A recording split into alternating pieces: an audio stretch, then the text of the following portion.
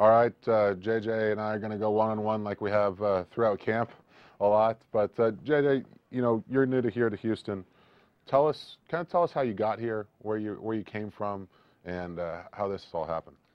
Well, obviously grew up playing football, started in 4th grade, went to high school, wasn't terribly highly recruited, committed to Central Michigan. Coach Brian Kelly went to Cincinnati, so I decommitted, committed to Minnesota. Coach Glenn Mason got fired, so I decommitted again. Went back to Central Michigan, started as a true freshman, won a MAC championship, decided to transfer, worked at Pizza Hut for 6 months, went to community college, then redshirted at Wisconsin for a year, played on the scout team, started for 2 years at defensive end, and then left after my junior Now year. tell us about, okay, you just said you started at Central Michigan, played, what position were you playing, and what happened? Why was that, you're playing at Central Michigan, things are going well, you guys win the MAC, why all of a sudden now you want to transfer to Wisconsin? Well, I was playing tight end at Central Michigan, and obviously my dream is playing the NFL. It's every kid's dream to play in the NFL. So you're playing tight end there. I was playing tight end in the spread offense, which is not, I caught 8 passes all year, so I wasn't going to the NFL playing tight end. Sure.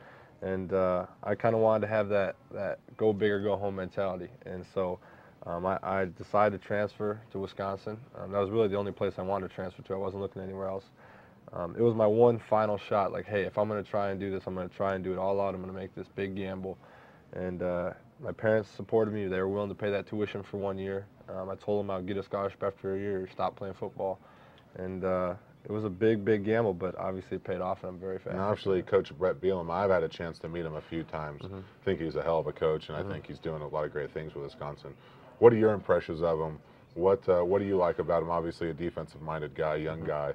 How was he when you transferred there? How did that all go down? I think he's a great coach. He's a player's coach, and the thing he did is he gave me an opportunity. I mean, he didn't have to, but he basically said, we're not guaranteeing you anything. You can walk on this team, and you can earn your way. And if you're good enough, we'll play you. If not, you won't play. And he's a player's coach, and the thing I like about Coach B is he understands. He played in the Big Ten, and he understands what it's like. Now, did you say to him, hey, I want to play defensive end, or did they say, hey, you look more like a defensive end, let's try you there first, or how'd that go down?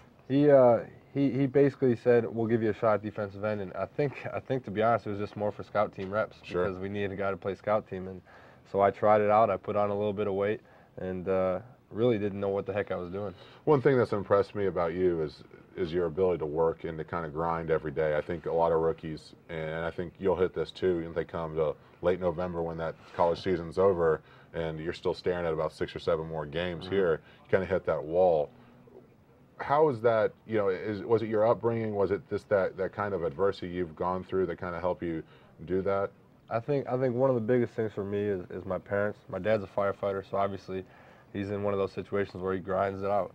And the biggest thing is my mom. She started out in her job as a secretary when she was 19, and now she's the vice president of her company. So she literally every day just goes to work, worked her way all the way up the ladder, and that just taught me about work ethic. What other thing impressed me about you? I'm always impressed by people that give back to the community, doing those things, I think, in the community to help out. You have a foundation. It's called Dream Big, Work Hard. If you people follow JJ Watt, at JJ Watt on Twitter, you always see him with the hashtag DBWH. And tell us about that. Tell us about how that helped. What they're doing, what you guys are doing with that. What we're doing is we're providing after-school athletics for middle schools that have lost funding. So we're in some tough economic times, and schools are cutting things, and they're cutting after-school athletics. And so one of the stories I heard from teachers was that kids are going home after school and their parents aren't home from work yet, so they're causing trouble. And what I want to do is just give those kids an opportunity to have fun, to play sports, to learn teamwork, discipline. I mean, the things that we learn on a daily basis that give us success. And I want those kids to have those opportunities. So we go into schools and we just we give them those chances to have fun.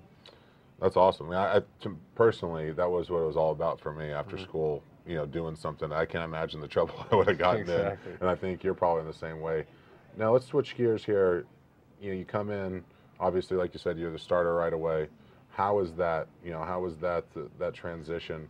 How much pressure have you felt to perform? Obviously, it's you're drafted for ninth overall, 11th overall. You got to feel like kind of the weight of the world sometimes is on you. Sometimes I do. There's definitely some pressure put on me, but I think the biggest thing is our defense has playmakers all around, And with Coach Wade Phillips, he puts us in great position. And I came into a truly great situation. We have a very good offense, and we have a very good defense now. And so they just kind of plug me in, and as long as I do my job, I'll be fine. I don't feel the weight on my world where I need to do more than I can do. If I just do what I'm supposed to do, our defense will be fine. Well, obviously it's worked out so far, and you got there's a lot of stories that go around the locker room. There's a lot of impersonations about your position coach. Real quick, Bill Kolar, obviously super intense guy, played in the NFL. What's your favorite? Give us quickly your favorite Bill Kolar story. I mean, it was last PG. Yeah, PG-13 PG. if you have to. Yeah. Well, we were going up against the Colts, and I had a play where I knocked the offensive guard right on his back, and I was coming in, and my footing was off because I knocked him down. And I wasn't really prepared to knock him down, so my footing was off, and I just missed the sack. And I got up and I look over at the sidelines, and all I saw was Coach Kolar turned around and stand at the sidelines, just looking like this. He threw his arms up. What else do I got to do? Yeah, I'm trying to get this kid a sack. Exactly. And so he was turned around. I was like, oh, geez, this isn't going to be good. JJ, thanks for coming to the show. Thanks for going one-on-one with us. Thanks for having me. Appreciate you.